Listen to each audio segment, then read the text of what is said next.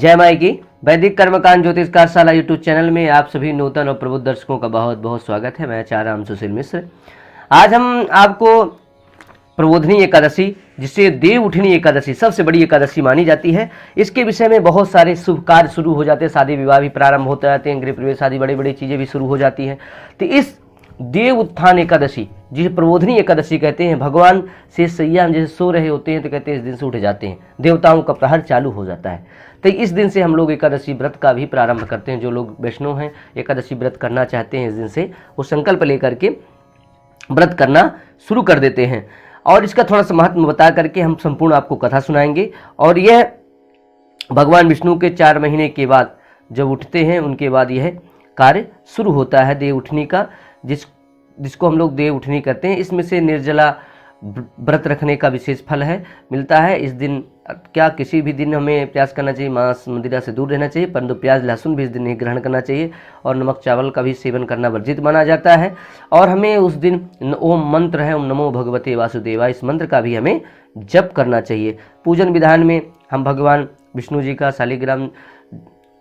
शालिग्राम जी की प्रतिमा से हम तुलसी जी का विवाह कराते हैं एकादशी वाले दिन। ये हम इस प्रबोधनी देव उत्थान एकादशी की कथा सुनते हैं।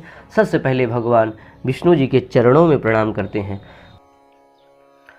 ओम सशंख चक्रम सकिरीट कुंडलम सपीत वस्त्रम सरिसीरुहेक्षणम सहार वक्षस्थल कौस्तुभ श्रियम नमामि विष्णुम शिरसाम चतुर्भुजाम। बोलो विष्णु भगवान की जय।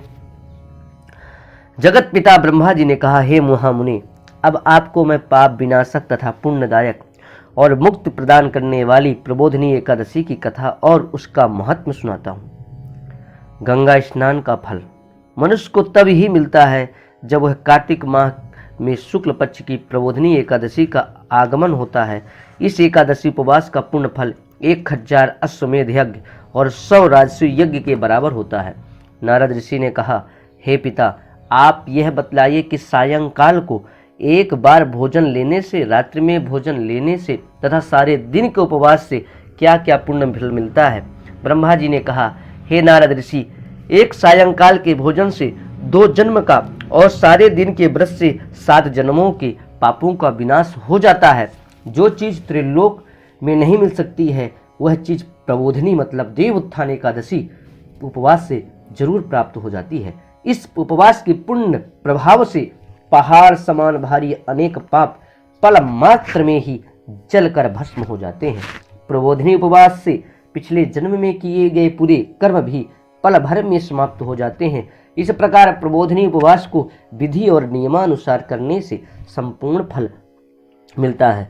ब्रह्मा जी बोले कि हे ऋषिराज, श्रद्धा भाव से जो थोड़ी भी पुण्य करने वालों का पुण्य भी पर्वत की तरह महान हो जाता है।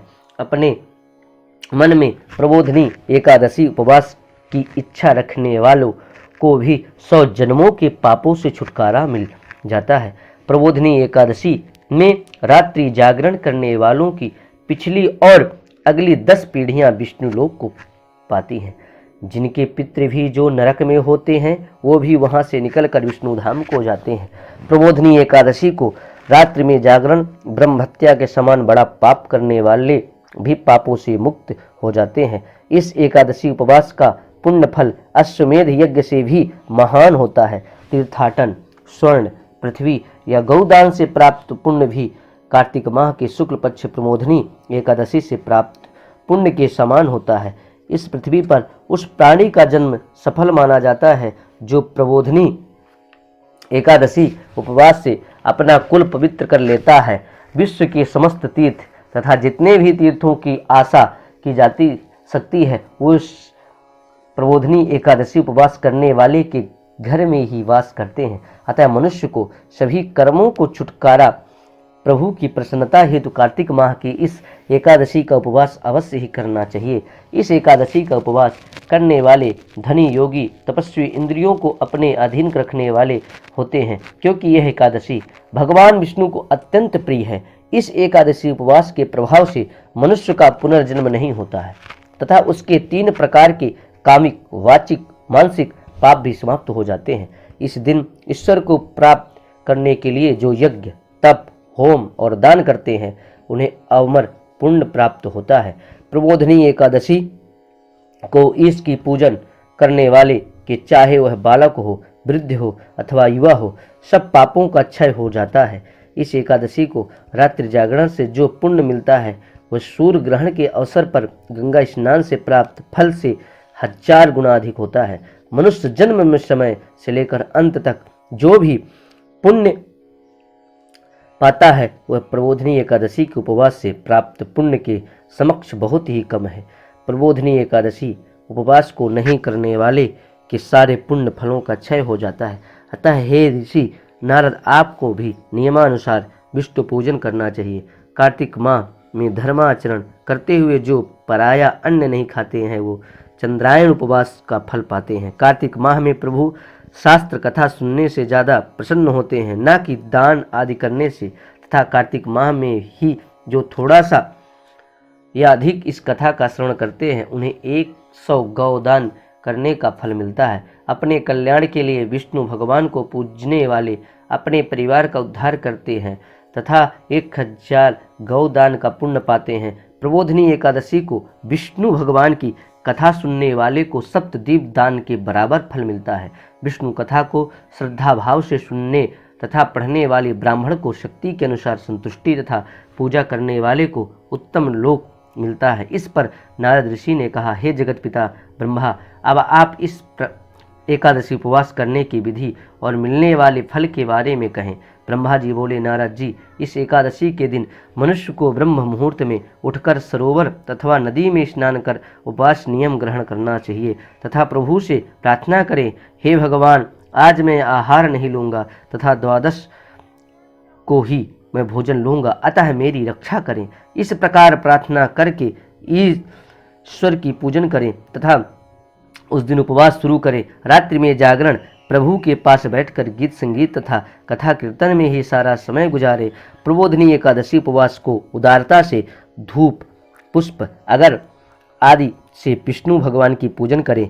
भगवान को अर्घ्य देने के लिए शंख जल का उपयोग करें। इसका फल तीर्थ दान से कई गुना अधिक होता है।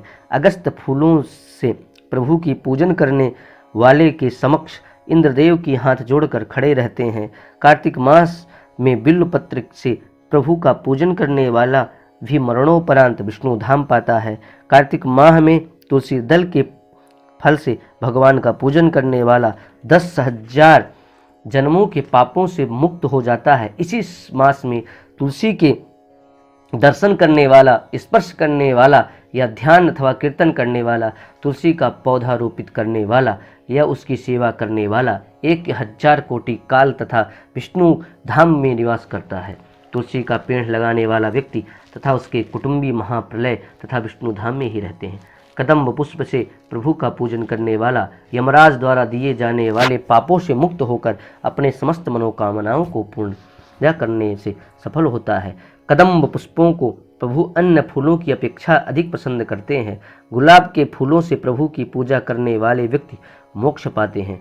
बकुल की और अशोक के फूलों से प्रभु का पूजन करने वाले को भी मुक्ति पाते हैं तथा अंत में काल का दुख रहित रहते हुए सफ़ेद और लाल कनेर के फूलों से भगवान की पूजन करने वाले भी प्रभु की प्रसन्नता को हकदार होते हैं। दुर्वा दल से विष्णु भगवान का पूजन करने वाले भी पूजा फल से 100 गुना अधिक पुण्य प्राप्त करते हैं। सभी पत्र द्वारा भगवान का पूजन भयंकर यम पथ को बड़ी आसानी से पार कर लेते हैं। चंपक के फूलों से विष्णु प्रभु का पूजन करने वाले भसागर में आवागमन में चक्र से मुक्ति पा जाते हैं। स्वर्ण निर्मित केतकी का फूल प्रभु को चढ़ाने वाले तो करोड़ों जन्मों के पाप दोष छूट पाते हैं। पीले रक्त वर्ण जैसे कमल खुशबूदार फूलों का पूजन प्रभु को बड़ा वंदना करते हैं, श्वेत द्वीप में स्थान पाते हैं। ऐसे ही रात्रि जागरण में प्रभु का पूजन करके अगले दिन शुद्ध जल की नदी में स्नान करें। तत्पश्चात प्रभु प्रार्थना करते हुए अपने गृह को जाकर से प्रभु का पूजन करना चाहिए तथा उपवास हेतु ब्राह्मणों को भोजन कराना चाहिए तथा मधुर वचनों से उनको विदा करते हुए उचित दक्षिणा भी प्रदान करना चाहिए। तदुपरांत गौ का पूजन और दक्षिणा प्रदान कर गुरु का पूजन करें तथा ब्राह्मणों को भूयसी दक्षिणा देकर नियम का त्याग करें रात्रि को ब्राह्मण को भोजन कराकर स्वर्ण मणित बैल का दान करें। रात्रि को स्नान करने वाले मधु और दही का दान करें। फल की आशा रखने वाले को फल दान करें। तेल के स्थान पर घी और घी की बजाय दूध और अन्नों में चावल का दान दें। प्रबोधनीय उपवास काल में पृथ्वी पर सोने वाले को अन्य वस्तुओं सहित सैया भी दान में देनी चाहिए। मौन व्रत रखने वाले को स्वर्ण के साथ तिल भी दान करने चाहिए।